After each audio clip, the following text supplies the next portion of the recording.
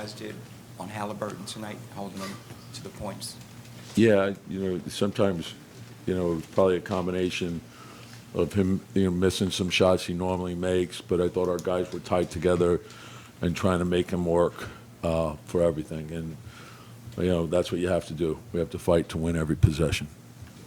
How much does working on the offensive end of the floor play into that, making him work? It seemed like you guys were more intentional about trying to get him into action tonight. No, it's basically the same, but sometimes you have opportunities to attack different ways, but there wasn't a big change offensively. Tom, how much did Cat set the tone in the first half? I thought he was very aggressive, and I think that's super important. I think Jalen as well. I thought the first quarter, that set the tone for the game. We got to make sure that we stay aggressive, and we have to stay disciplined. I think staying disciplined and playing with toughness is huge. You talk about setting the tone. It seemed like right from the very start, Jalen did that in the beginning. Just everybody seemed to play with maybe a little fury that they hadn't shown for 48 minutes before. Yeah, and like I think it's been a hard-fought series. I said this before. The games have all been real close, one-possession games. So sometimes you look at the end result and you say, like when you're watching the film, play by play, you see that there's a lot of good plays. Obviously, there's plays that are 50-50 plays that could go either way. Sometimes you don't get them, but to understand, you got to keep going forward and keep fighting and never give in.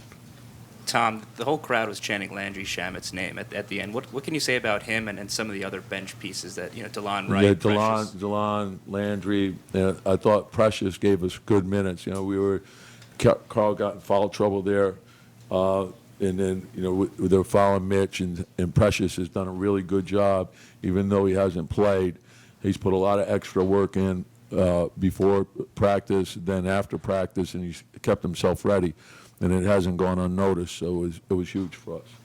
Tom, Mitch's numbers didn't jump off the page tonight, but he had the one sequence where he had 2 blocks, a steal, an offensive rebound. Just what did you see in that stretch? Yeah, and again, just play to your strengths, cover up your weaknesses, be tied together, and everyone function as a group. Coach, can you talk about the defense that your second unit played tonight, and how important was that, keeping you guys? Yeah, well, I thought it was our entire team. Everyone, they're a very potent offensive team, and everyone has to be tied together and on the same page. So, Tibbs, I'm sorry, the starting lineup tonight seemed to function pretty well. You're talking about how groups function. What did you see that worked?